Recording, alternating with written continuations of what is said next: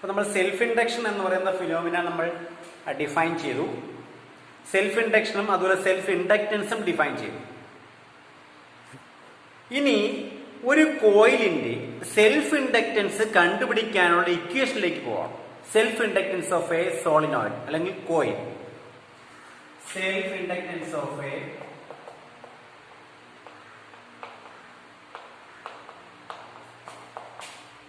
Coil.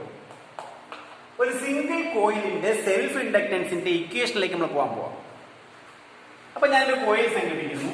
ഇതാ ഒരു solenoid സങ്കല്പിച്ചു. ആ സോളിനോയിഡിന്റെ ലെങ്ത് ഞാൻ എല്ലാം സങ്കല്പിച്ചു.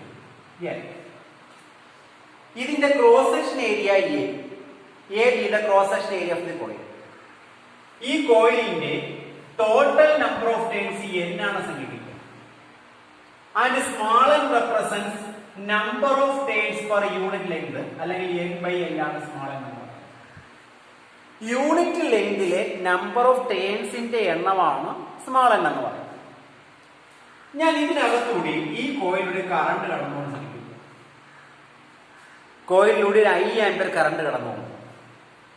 1 ആംപിയർ കറണ്ട് കടന്നു. കോയിലിൽ കൂടി കറണ്ട് കടന്നു പോകുമ്പോൾ കോയില് ഈ സോളിനോയിഡ് മാഗ്നറ്റ് ആവുമെന്നും മാഗ്നറ്റിക് ഫീൽഡ് ഫോം ചെയ്യുമെന്നും അതുവഴി മാഗ്നറ്റിക് ഫ്ലക്സ് ഉണ്ടാകുമെന്നും ഫ്ലക്സിന് ചേഞ്ച് ഉണ്ടാകും എന്നൊക്കെ നമുക്കറിയാം.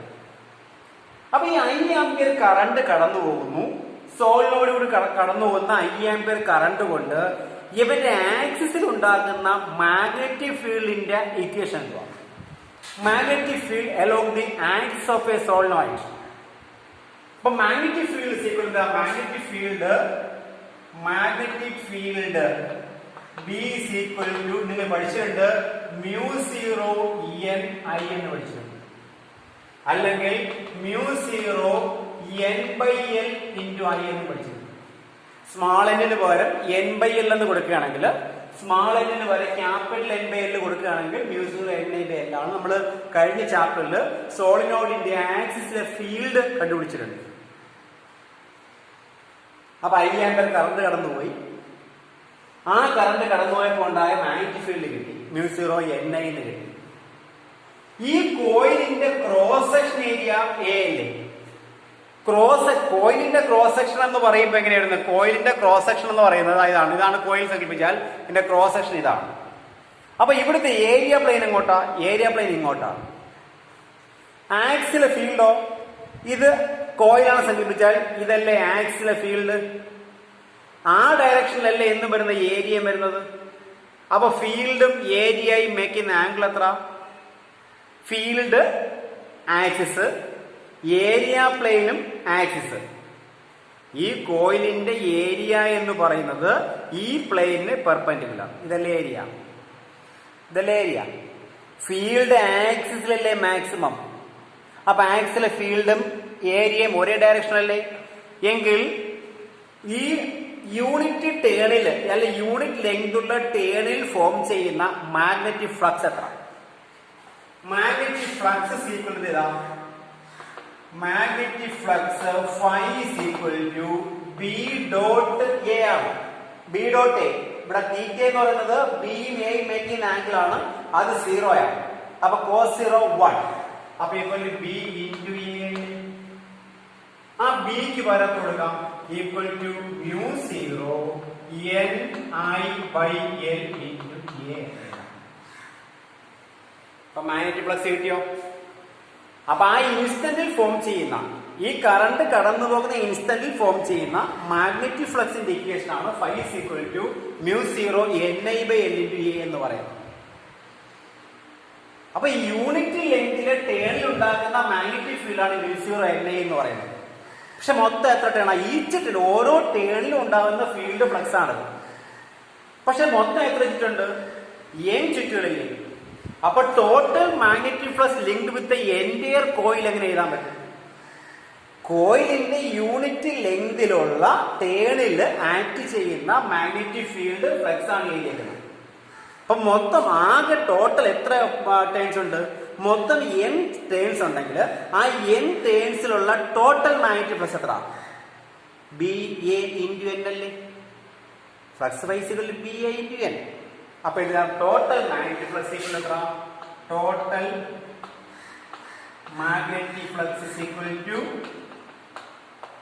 To B into A into total number of turns N. Total number of turns N. അപ്പം ഫ്ലക്സിന് പറഞ്ഞായി കൊടുത്തേ equal to mu 0 ni by L into A into N. N അപ്പൊ n സ്ക്വയർ ആയില്ലേ? അപ്പൊ equal to mu 0 n square A by L into I എന്ന് flux phi is total flux ആണ്. കോയിലിൽ മൊത്തം ലിങ്ക് ചെയ്യുന്ന കോയിലിൽ മൊത്തം ഉണ്ടാകുന്ന മാഗ്നറ്റിക് ഫ്ലക്സ് ആണ് എത്ര? Total magnetic flux link with the coil ആണ് 5 total is equal to mu 0 n square A I by L എന്ന് പറയുന്നത്. ഓക്കെ, ഇനി നോക്കാം. മ്യൂ 0 കോൺസ്റ്റന്റ് അല്ലേ, മാറുന്നില്ലല്ലോ. നമ്പർ ഓഫ് ടേൺസ് മാറുന്നില്ലല്ലോ. ചുറ്റി എടുത്തു കഴിഞ്ഞാൽ പിന്നെ ആ കോയിലിന്റെ നമ്പർ ഓഫ് ടേൺസ് മാറുന്നില്ല, ഏരിയ മാറുന്നില്ല, ലെങ്ത് മാറുന്നില്ല. അപ്പൊ ഇത്രയും എന്ന് പറഞ്ഞ കോൺസ്റ്റന്റ് അല്ലേ. ഈ ബോക്സിൽ കാണുന്ന ഇത്രയും mu 0 n square A by L എന്ന് പറയുന്നത് ഒരു കോൺസ്റ്റന്റ് അല്ലേ. നമ്മൾ സെൽഫ് ഇൻഡക്റ്റൻസ് ഡിഫൈൻ ചെയ്തപ്പോൾ നമ്മൾ ഡിഫൈൻ ചെയ്ത് എങ്ങനെയാണ്? phi is equal to L I എന്നല്ലേ എഴുതുന്നത്. phi is equal to L I. അവിടെ L ആണ് കോയിലിന്റെ സെൽഫ് ഇൻഡക്റ്റൻസ്. അല്ലെങ്കിൽ വേണ്ട, ഈ ഇക്വേഷനിൽ കറണ്ടിന്റെ വാല്യൂ ഐയുടെ വാല്യൂ 1 കൊടുക്കുമ്പോൾ, ഐയുടെ വാല്യൂ 1 ആംപിയർ കൊടുക്കുമ്പോൾ ഡെഫിനിഷൻ അനുസരിച്ച് phi is equal to L അല്ലേ. I equal to 1 വന്നാൽ L is equal to 5. അപ്പൊ ഇവിടെ നോക്കാം, ഇവിടെ ഐയുടെ വാല്യൂ 1 ആകുമ്പോൾ phi എന്തായിട്ട് മാറണം? ഐയുടെ വാല്യൂ 1 ആകുമ്പോൾ phiയുടെ വാല്യൂ L ആയിട്ട് മാറണ്ടേ? അപ്പൊ ഞാൻ therefore L is equal to എഴുതാം.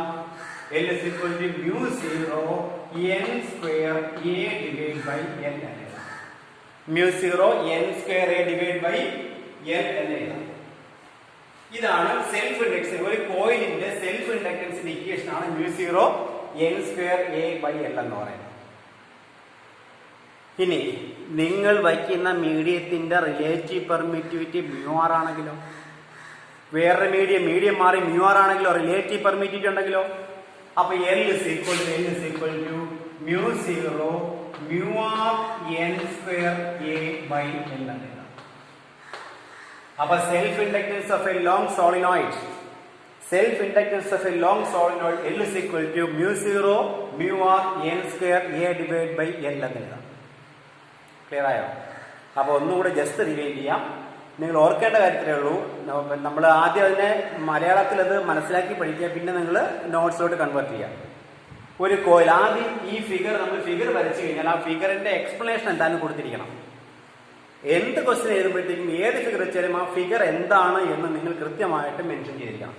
അപ്പൊ ഇതെന്തുവാ? ഒരു കോയിൽ, കുറെ ചുറ്റുണ്ട്, n ചുറ്റ്, L ലെങ്ത് ഉള്ള കോയിൽ. അപ്പൊ consider A coil of length L, cross section area N, cross section area A with number of turns A. ഒരു കറണ്ട് പാസ് ചെയ്യുന്നു. Let I be the current passing through the coil. അപ്പൊ I current കടന്നു പോയാൽ എന്ത് ചെയ്യും? ഇത് magnet ആവും, magnetic field ആവും. സോളിനോയിഡിന്റെ ആക്സിസിലെ മാഗ്നറ്റിക് ഫീൽഡ് ആണ് മാക്സിമം. ആ ഫീൽഡ് മ്യൂ 0 n എന്ന് പഠിച്ചിട്ടുണ്ട്. ഏരിയ, ക്രോസ് സെക്ഷൻ ഏരിയയും ഫീൽഡ് ഒരേ ഡയറക്ഷനിലാണ്. ഇപ്പൊ flux phi is equal to B into A എഴുതി. അത് ഓരോ ടേണിലും ഉണ്ടാകുന്ന ഫ്ലക്സ് ആണ്. മൊത്തം n ചുറ്റുകൾ. അപ്പൊ ടോട്ടൽ ഫ്ലക്സ് എത്ര? ടോട്ടൽ ഫ്ലക്സ് പിടിക്കാൻ വേണ്ടി ഇൻറ്റു N. ഇപ്പൊ BAN കൊടുക്കുന്നു. അതിനുശേഷം ആ ഇക്വേഷനിൽ ഒരു I ടേം വരുന്നുണ്ട്, കറണ്ട്. നമ്മളെ ഡെഫിനിഷൻ പ്രകാരം self inductance L is equal to 5 എന്ന് എഴുതാം. എപ്പോഴാണ്? Self inductance of a coil is numerically equal to magnetic flux linked with the coil when 1 ampere current pass through it. കോയിലിനകത്തോട് 1 ampere current കടന്നു പോകുമ്പോൾ ഉണ്ടാകുന്ന flux എത്രയാണോ ആ ഫ്ലക്സ് ആണ് ഏത്? Self inductance. അപ്പൊ അതാണ് നമ്മൾ ലാസ്റ്റ് ചെയ്തിരിക്കുന്നത്. ഇവിടെ ഐയുടെ വാല്യൂ 1 കൊടുക്കുമ്പോൾ phi എന്തായിട്ട് മാറും? L ആയിട്ട് മാറും. അല്ലെങ്കിൽ ബൈ ദ ഡെഫിനിഷൻ ഓഫ് ഈ രണ്ട് ഇക്വേഷൻ കമ്പയർ ചെയ്താലും മതി. ഈ phi is equal to L എന്ന ഇക്വേഷനും ഈ ഇക്വേഷനും കമ്പയർ ചെയ്യുമ്പോൾ mu 0 n square A by L constant ആണ്, ഇവിടെ കോൺസ്റ്റന്റ് L. അപ്പൊ രണ്ടും കമ്പയർ ചെയ്യുക. L is equal to mu 0 n square A by L എന്ന്. ഇതാണ് ഒരു കോയിലിന്റെ സെൽഫ് ഇൻഡക്റ്റൻസിന്റെ ഇക്വേഷൻ എന്ന് പറയുന്നത്. ഓക്കെ.